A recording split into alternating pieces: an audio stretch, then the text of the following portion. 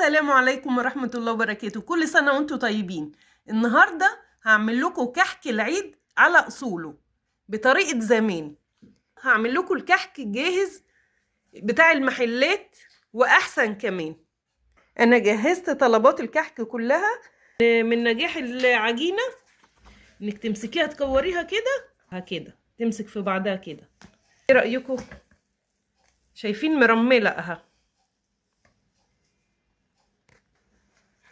هغطيها واسيبها تختمر. دلوقتي هجهز الحشوة اللي هنحشي بيها الكحك بتاعنا. جبت نص كيلو عجوة، معلقة قرفة صغيرة ومعلقتين سمنة. هحط معلقة القرفة الصغيرة وهعجن العجوة كويس خالص تبقى الحشوة طرية. وهضيف كمان معلقتين مكسرات وهقلبها كويس واكورها قد البلية الصغيرة. ايه رأيكم في الحشوة؟ ما تنسوش الاشتراك ودوسوا لايك عشان يوصلكم كل جديد. العجينة بتاعتي اختمرت شوية اهوت. انا مش عايزاها تختمر قوي علشان الكحك ما بيختمرش.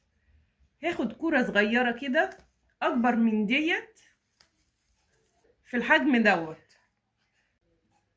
دهنت الصاج بالزيت، هحشيها بالعجوة وهعمل شكل تاني للكحك برضو. ايه رأيكم في الشكل الجميل دوت؟ تاخد الشكل بتاع الكحكة والمها من على الجوانب كده.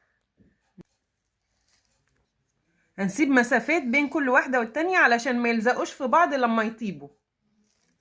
ايه رأيكم في الكحك بتاعي؟ ما تنسوش الاشتراك ودوسوا لايك عشان يوصلكم كل جديد. دلوقتي هدخلهم الفرن مسخناه على 180 درجة. هيقعدوا ربع ساعة على الرف الوسطاني. رأيكم في الكحك بتاعي؟ الكحك هو الطب في الفرن هطلعه. ايه رأيكم في الشكل ده كمان؟ هوريكم اللي في الفرن. شايفين الرسمة ما اتمسحتش والطيبان حلو خالص. ايه رأيكم في الكحك بتاعي؟ هنطلعه على كده. ايه رأيكم في الكحك؟ دايب دوبان ومرمل وزي الفل، والحشوة من جوه طرية وزي الفل. هرصه كله في العياشة دلوقتي.